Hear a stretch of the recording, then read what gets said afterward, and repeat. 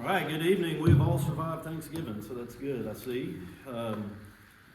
Everybody seems to be losing weight, and I seem to be finding it. So y'all stop losing it, and I'll go finding it. How about that? So let me catch you back up. So it's been a couple weeks, 2 weeks to be exact, since we left off. And I made the turn into chapter 13, but definitely did not give it the attention that it deserves, because it's, again, I feel like I say a lot, a very pivotal chapter, but it's not. And I'll get to that here in just a moment. Yesterday, I'm sure everybody, like myself, was watching some college rivalry. Did y'all get to watch any of the football games yesterday? A couple of you. You know, as I was sitting there watching my beloved Commodores come out of the gates just firing, right? I mean, they were throwing everything they had at UT, and just for a moment, like maybe 5 football minutes, you think, maybe they could pull this off, right?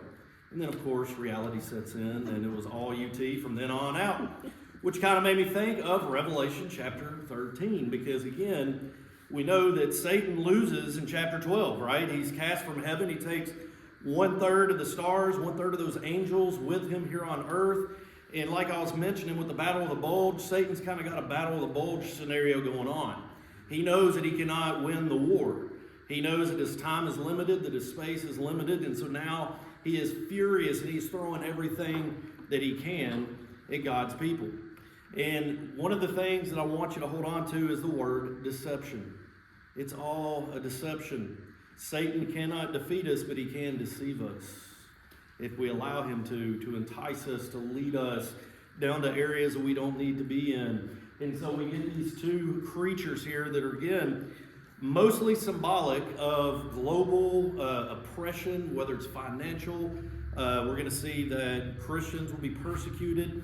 And again, I like to think of these things as happening historically in the moment, that are revealing to us things, again, that must happen before the end of the world. We know that the Roman Empire is going to go through a lot of growing pains. They're going to become a very big global dominance. But what happens to the Roman Empire? They fell, piece by piece by piece. We know that from the book of Daniel. It's prophesied all the way back in the book of Daniel. And I think Revelation kind of picks up where those prophecies in Daniel are kind of ending, and it's building on that. Okay, so I want you to see a couple things, but let's just read the text real quick, and then we'll start to break it down just the best that I know how. How about that? I don't know if anybody can truly break it down, but we'll break it down the best we can. So I'm going to start in 13:1 if you will follow along with me. And I saw a beast rising out of the sea with 10 horns and 7 heads, with 10 diadems on its horns and blasphemous names on its heads. And the beast that I saw was like a leopard, its feet were like a bear's, and its mouth was like that of a lion's mouth, and it to the power of the dragon, and to it the dragon gave power and his throne and great authority. So that should already give you a red sign. What authority does this dragon have? And now apparently he's passing it on to this creature. Verse 3, it says, one of its heads seemed to have a mortal wound, but its mortal wound was healed, and the whole earth marveled as they followed the beast. And they worshiped the dragon, for he had given his authority to the beast. And they worshiped the beast, saying, who is like the beast? Who can fight against it? And the beast was given a mouth, uttering haughty and blasphemous words, and it was allowed to exercise authority for 42 months. So again, limited amount of time. Satan is limited to time and space. It opened its mouth to utter blasphemies against God, blaspheming his name and his dwelling, that is, those who dwell in heaven. Also, it was allowed to make war on the saints and to conquer them, and authority was given it over every tribe and people and language and nation, and all who dwell on the earth will worship it, everyone whose name has not been written before the foundation of the world in the book of life of the Lamb who was slain. If anyone has an ear, let him hear. If anyone is to be taken captive, to captivity he goes. If anyone is to be slain with the sword must he be slain. Here is the call for the endurance and faith of the saints. Again, very pivotal verse for us to remember. This is a call for us to endure whatever the devil throws our way. The grief that he causes us, the deceptions, those feelings of inadequacy that he plants in our head every time we fall short of the glory of God, the devil wants us to feel that we are not worthy. When I saw, verse 11, then I saw another beast rising out of the earth. It had 2 horns like a lamb, and it spoke like a dragon. It exercises all the authority of the first beast in its presence and makes the earth and its inhabitants worship the first beast, whose mortal wound was healed. It performs great signs, even making fire come down from heaven to earth in front of people. And by the signs that it is allowed to work in the presence of the beast, it will deceive those who dwell on earth, telling them to make an image for the beast that was wounded by the sword and yet lived. Verse 15, and it was allowed to give breath to the image of the beast, so that the image of the beast might even speak and might cause those who would not worship the image of the beast to be slain. It also causes all, both small and great, both rich and poor, both free and slave, to be marked on the right hand or the forehead, so that no one can buy or sell unless he has the mark, that is, the name of the beast or the number of its name. This calls for the wisdom. Let the one who has understanding calculate the number of the beast, for it is the number of a man, and his number is 666. Well, what is going on here? So, like I said, it's kind of a shorter passage in terms of overall length, but there's some things we got to unpack here. What is being seen? What is being observed by John? What are these images, or what are these beasts really all about? And again, these creatures you can find in other books of the Bible, like Daniel. You go back to Daniel 7, the leopard-like character with the different features is a play off of what Daniel was talking about in one of his earlier prophecies. But what does that mean for us as Christians? Well, again, Satan's time is limited, and this is his last effort to try to cause chaos and confusion. And I read a good book about a week ago called The Bomber Mafia. I don't know if you've heard of it or not, but it was kind of the formation of the Air Force and the discovery of napalm, and just, they had this whole vision that after World War I that they wanted to do war totally by air to limit casualties of our American soldiers. But as you notice, that did not work. Hitler used that tactic because it was in his belief that if we bomb the people in England, we will crush their will, and it had the opposite effect. The more he bombed England, the more England grew stronger and tougher and wasn't going to put up with it, right? They weren't going to let it go. And so it's crazy how history repeats itself, but you kind of see that going on. Satan here is throwing everything he has at God's people. And we already know the story. He's not going to win. But he's not going to go quietly either into the night. That's just something he refuses to do. So let's look at this first beast who rises up from the sea. And Ford, I put that up there for you, man. What kind of animal is that? He's not even paying attention. All right. You were earlier. Yeah, what kind of animal is that? He's it does have a little leopard on it. That's right. It's got a lot going on, right? Just like the rest of this book. But we have this beast who rises out of the sea, having 7 heads, 10 horns, 10 crowns on its horns, and each head bears a blasphemous name. It resembles a leopard. It has feet like a bear, mouth like a lion. One of its heads appears to have a mortal wound that was healed, leading people to marvel and worship the beast. Now that's a very pivotal point. You have to pay attention to that wound that was healed. That is Satan's way of deceiving his people, right? We know that we are healed by the wounds of Christ. So Satan is using that same vernacular, that same approach to deceive us into seeing something that is not there. We have 7 heads, we have 10 horns. So again, if you look back in Daniel 7, this mirrors the 4 beasts of Daniel 7, the lion, the bear, the leopard, the terrifying beast with the 10 horns, which all again symbolize successive world empires who are going to eventually oppose God's kingdom, which is very important. The 7 heads will represent basically completeness, a complete oppressive power, while the 10 horns will symbolize 10 rulers who are aligned with the beast. These are nations that are not monotheistic. They do not believe that Yahweh is God. So, of course, Satan is going to employ those nations because these people are already anti-Yahweh, anti-God, so they're easy to be manipulated. Most of those nations that he's talking about were polytheistic anyway, like the Romans and the Greeks. They had many gods, and they didn't have a one God approach, one creator of all things. And so Satan's really going to use these nations. It's meant to cause Christians like you and me to be afraid. When you read this for the first time, yes, it sounds like a creature from a Stephen King novel. But we already have the news. We already know that the battle is won. But what about these blasphemous names? These blasphemous names indicate the beast's opposition to God, assuming titles and attributes that belong to God alone. God is the only one who can heal our diseases, who can heal our wounds, who can make us whole again.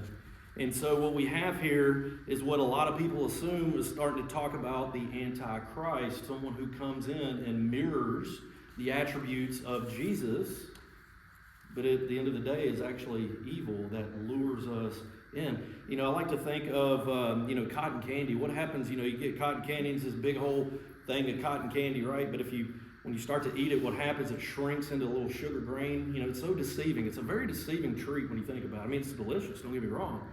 But, you buy a big old thing of cotton candy and it could squash down into a cup. I mean, it's just, it's blown up to deceive us, to make us look like this big articulate treat. And I'm sorry if you're in the cotton candy industry, but I'm still going to eat it.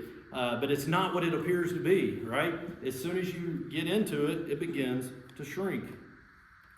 We have this leopard, bear, and lion hybrid type animal going on here. These animal features, again, emphasize these are all beasts that are predators, correct? They're all predators that prey on, and again, if you look at it that way, we would be the prey. They are hunting us. We see this ferocious composite nature here embodying the power and attributes of the various kingdoms. Together they will symbolize a final world power with characteristics of all the previous empires in opposition to God. This is where John in Revelation picks up where Daniel ends in his letter. And I gave you all that comparison sheet last time we were there. If you need another copy, I'll get it to you. Just email it out to you. But I want you to see how these two books are kind of interwoven together. Okay, so we spoke already about this mortal wound and this healing. So again, this healed wound signifies a false resurrection, symbolizing the beast's deceptive power to imitate Christ's resurrection and in all the world and allowing it. This is the greatest thing. You ever heard somebody say that? The greatest thing since sliced bread or peanut butter and jelly, you fill in the blank. That's what this beast is trying to do. It's trying to sell us this ferocity, this look at me, I'm a predator, I'm better than all the other nations, I can destroy at will and come follow and serve me. And then what happens in the end? We already know what happens in the end because God's kingdom is sovereign over all kingdoms. All kingdoms on earth will pass away. God's will not. And so that's what this mortal wound is symbolizing. It's an homage. It's a way to deceive us and to look, hey, you have your Messiah that can raise from the dead. I have my goon here, my creature that can also heal itself, regenerate. And so, again, if I'm a Christian, I've got to make a choice, right? I mean, I might be scared by that, but then I realize that my Savior's already won. And that Satan is literally having a hissy fit, like a temper tantrum, like a toddler. And he's raising these creatures up to, again, evoke like to make us scared, to make us like, oh man, But if we read a couple chapters back, I mean, we see that the battle has already been won. And so we get to this next. Now people are worshiping this beast, but again, it's only for a limited amount of time, right? It's not forever because we learn in chapter 12, again, that Satan's time is now limited, okay? So when you read this number, that they're going to be suffering for X amount of period of time, you see that, again, this is all temporary. The world's allegiance to this beast reflects humanity's ultimate rejection of God in favor of a worldly power that mimics divine authority. And I don't know about you, but that scares me. How many times you see a politician get up there and mimic his Christianity or his relationship with God or this, and I'm just saying politics in general. They're promising you all these things. but they're not delivering. And it doesn't even have to be a politic. Think about other people that are in positions of power that can promise you. I just watched a documentary today on the amount of waste that accumulates on behalf of just one company, Amazon, and how they're intentionally selling us these things, and they're filling these landfills up because, again, last week when they sent me the wrong pants, all I got to do is send them back, and now I've got a new plastic bag and all this other stuff. They're promising us all this good stuff, this free 2-day delivery, but are we looking in the landfills? Are we seeing where all this trash is going? Do you know where your trash is actually going? Like when you throw it in the trash can. I don't follow my trash around, but I can only imagine. And so this inept need for us to consume. We are a consumer-driven society when you think about it. When you look at our kids, what are they doing? They're consuming content on social media almost constantly. We do it as well. If I break my phone that I paid a lot of money for, what do? I go get another phone, but then what happens to this phone? It's got to go somewhere, right? And that's our job as the consumer. It's up to us to, how we're going to trash our stuff when we're done. Byron can tell you too, he's in the phone industry, right? Why are they making it to where our phones are only good for like a couple years? I've had a phone once that it'd still be my phone, but apparently it was obsolete, right? Because they want me to buy a new version every 2 years. Something I don't really need.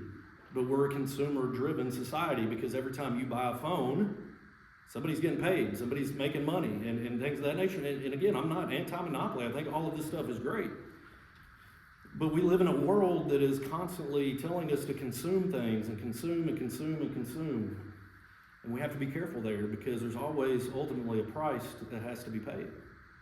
And so Satan here is again presenting this creature that looks great on paper, who's promising great things, who's promising to have the power of the resurrection, but he's simply not going to be able to deliver that.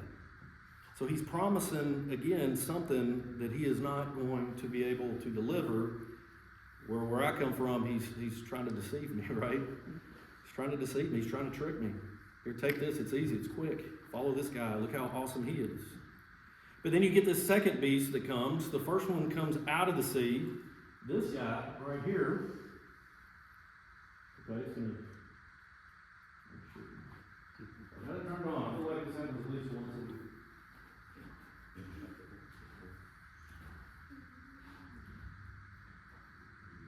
Okay, I see it. Whoop. No, I turned the subtitles on accident. There we go. Alright. So now we have this second beast, and it's going to do that. That's Metro for you because, they want us to use closed caption. So ignore those words on the screen. But we get to the second beast, okay? He's a false prophet. He rises up from the earth. This time he has 2 horns like a lamb, but speaking like a dragon. So again, hold on to that. We already know who the lamb is. He's trying to appear to be the lamb, but whose voice does he have? The devil's, the dragon's. So he comes in and exercises authority over the first beast, performing great signs, even calling down fire from heaven. We've seen fire come from heaven before in the Old Testament. Which again, Satan's way of saying God and his prophets are doing all this. Watch me, I can do it as well. But we already know that there's only one God. And so everything the devil's doing here, again, is to deceive us. Hey, look what I could do. I could call fire from heaven. I can heal wounds and diseases. But as we know, his time and space are limited. He deceives people. He instructs people to make an image of the first beast and to worship it. Now, if this first beast was so great, why would we have to make an image of him in the first place? You think in the Old Testament how they used to mock all the other gods with the little g's. Look at you got to will your shrine in, right? Like our God walks into rooms. We don't have to carry him. We don't have to erect images to him. He is powerful enough. But we get this concept of 2 horns like a lamb. So again, these horns are suggesting authority and power, while resembling a lamb, an appearance of innocence or gentleness, even messianic qualities. But this he looks like a lamb, but he sounds like the beast. He speaks with the voice of the dragon, exposing its deceptive nature as a counterfeit religious leader. God bless you. It's counterfeit. One quick anecdote. My mom's boss, they've been together for 40 plus years, was in New York and bought a counterfeit Rolex. I heard you can buy a lot of those out in New York. You know, the guy with the jacket and all the Rolexes. I don't know, I've never been in downtown New York. So my mom's boss buys my mom a replica one, brings it home and gets it mixed up somehow with her real Rolex because she makes that kind of money. And so now my mom has her own Rolex. My boss gave her the real one instead of the fake one because they look so much alike. And, when she had it worked on, my mom, that's when they found, oh, this is a replica one. And so they look so much alike that she confused the watches and gives my mom a real Rolex. I told her, I said, hush, enjoy it, right? It's a nice watch. Too nice for me. I'm hard on things. But that's essentially what's going on here. Satan is trying to make things look so close to God and what God can do that if we're not careful, we'll be deceived. And we won't be able to tell the difference between this lamb and the Lamb, Jesus Christ, who was slain for us. You also have a false prophet mentioned here. The beast is often identified as a false prophet, a deceiver who promotes the worship of the first beast. Again, it symbolizes this false religious authority that mislead people into idolatry, which, if we're not careful, being a consumer-driven nation in the United States here, we can follow that same route. These false things, these false authorities that cause us to become idolatrous. You think of how credit card companies got going, right? Oh, you got to have it, you got to have it, you got to have it, and you miss one payment, and then what are they saying? We're going to take it all away from you. You see what I'm saying? And that's the country we live in. It promotes that type of consumption. It says we can't live without these things, but then if we can't pay for those things, they're going to take it all away from us and treat us like we're like third-class citizens. That's what we're up against even right now economically in our country.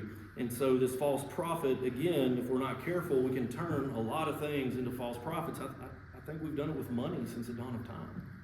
You ever notice it's like the more money people have, which isn't a bad thing, but if my faith is in money and not in God, I can lose money. Heaven forbid we lose God or our relationship with God.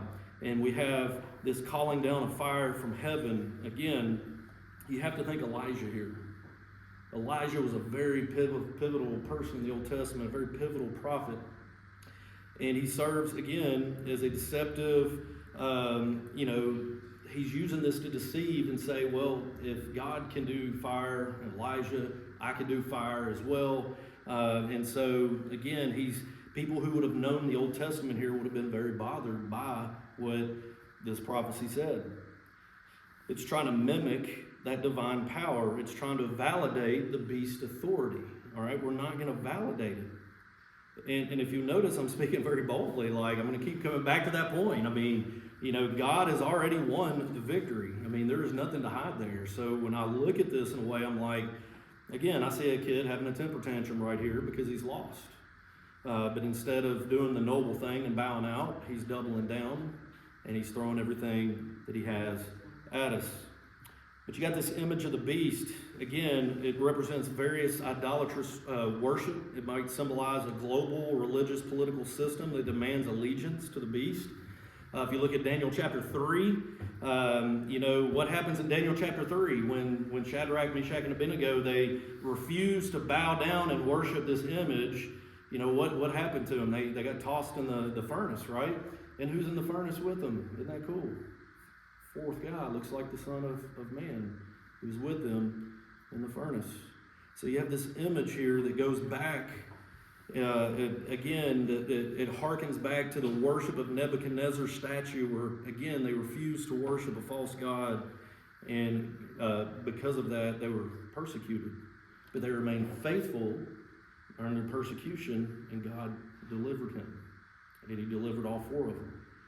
Okay, so now we come to the one that we hear a lot about, and that's the mark of the beast, the 666 depiction here as we start to close out chapter 13 here. And again, what is this all about? So we know that the second beast forces all people to receive a mark on the right hand or forehead, without which they cannot buy or sell. This mark is associated with the beast. Its name or number described as 666. This is best seen at places like Sam's Club or Costco, right? You can't go in without an ID or a mark. I'm just kidding.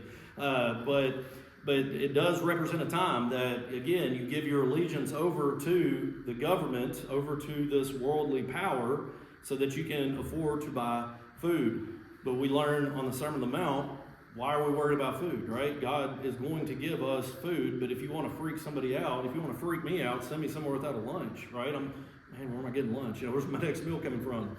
All right, so that's what they're calling on here. Okay, so they got a mark. So remember, in Revelation, you don't want to be marked; you want to be sealed. We're sealed as Christians. We're marked if we are not of God and of this world. And so, this mark on the right hand or the forehand symbolize again allegiance, devotion to this beast. Placement on the hand or forehead may indicate control over our thoughts, over our actions. Marking a person's acceptance of the beast's authority over God. I'm wanting to identify with this beast and not with God, because again, the beast is sitting here promising me food, right? He might be able to get me a meal, but will he be able to sustain me? And so again, this promise of prosperity that he just can't meet because he's so limited in his time and his space. And we have people that are worshiping this dragon. They're worshiping Satan. You know, this chapter describes people worshiping the dragon who gives authority to the beast and worshiping the beast itself. And again, he has no authority. That's what we have to remember. The only authority the devil has is the authority we give him. And we do that every time we sin. In fact, when we turn our back on God, we're giving the devil space in our lives, space to run free with. And so that's why we have to be careful, because we have this, again, this dragon that we know is identified as Satan from Revelation 12. He is the power behind the beast. He's representing Satan's influence and manipulation of worldly power for evil purposes. In this idea of false worship, you know, humanity accepting a false spiritual authority, that never happens in this country. I know I'm being a little facetious. But this worship, again, we cannot afford to accept a false spiritual authority. There is one God. And the Hebrew word that I love the word is Elohim, which kind of encompasses God the Father, God the Son, and God the Holy Spirit, because our God is so different from any other God. He deserves his own special designation, right? He is the only God on the face of this earth that not only created the heavens and the earth, but he put us here on the heavens and earth to engage us in a relationship so that we partner together. I mean, it's not God creates and then he takes off and says, good luck with life. You know, God is here among us wanting to work alongside us, and he's not going away.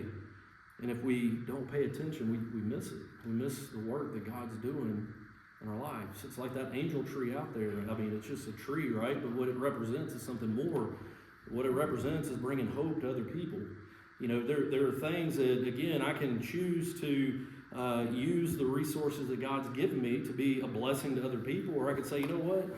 Maybe that PlayStation 5 sounds good for Christmas, and maybe I'll treat myself to that, or maybe I'll treat myself to this, or treat myself to that, and God's like, that's not why I gave you those resources. I mean, how am I using the resources that God has given me to fulfill God's purposes? It's everything. And when we get stuck in that consumer mindset, we got to be careful as well, because it's like, I'll give this stuff away so I can just go and buy more stuff. I mean, again, we're missing the point. We all have plenty to share with one another. Let me give you, I love stats. 80% of the world, America represents 20% of the world's total population, and we consume 80% of the world's natural resources. Isn't that wild? Like, we consume more than any other developed nation, but yet 1 in 5 kids are going to go to bed hungry tonight. That doesn't make sense to me. How can we consume that much and still have a 1 out of 5? 20% of our children live in poverty, will not get a meal today, probably not even tomorrow. It makes no sense to me. It's not that we don't have enough, it's how are we stewarding that which what we have. And that's this whole idea of false worship, again, that we're seeing here by this devil. He is offering us these grand things, but he simply cannot deliver. And we see the persecution of the saints here as we close out this chapter. You know, this beast is described as making war against the saints and conquering them, receiving authority over every tribe, people, language, and nation. And it's simply just not going to happen. We're not going to be defeated by Satan unless we allow ourselves to give in to him. This persecution of the saints that we talk about, there's nothing new about that. You can read about it in Matthew 24:9. You have these warnings, Jesus' teachings about tribulation. In fact, Matthew 24 would be a good chapter to read as we continue through this study. I encourage you to do that. But this war against the saints, any believer in God who refuses to worship any other God, anybody who refuses to worship, they'll be cut off from food and from shelter and from all these horrible things. But we just have to remember, again, the promises of God. God has never allowed his people to go hungry, unless they did something maybe to deserve it. But I mean, you look back in the Exodus, I mean, he fed. I mean, he's always provided. He will always continue to provide. The thing is, how do we steward that which God has given and provided to us? And to me, that's where the church was firing on all cylinders when you look at Acts chapter 4. When what were the apostles doing and the people in the church? They were taking all the extra stuff they didn't need and they were selling it and putting the money at God's feet. And then you get to chapter 5, and what happens in chapter 5? Ananias and Sapphira come in, and what are they doing? They're essentially saying, hey, look at us. We just gave up all this stuff. How awesome are we? And they're deceiving, again, the church. You get half a chapter in the New Testament where the church is firing on all cylinders. And just like that, here come Ananias and Sapphira trying to make it about themselves, and they're lying, and God has to make an example out of them. And so there's all these connections that run through the chapters of Revelation that I hope that you're able to see. Like I said, I wasn't going to keep you too terribly long tonight. We'll pick back up. We're over halfway done, so get ready because we're about to have to move on somewhere else,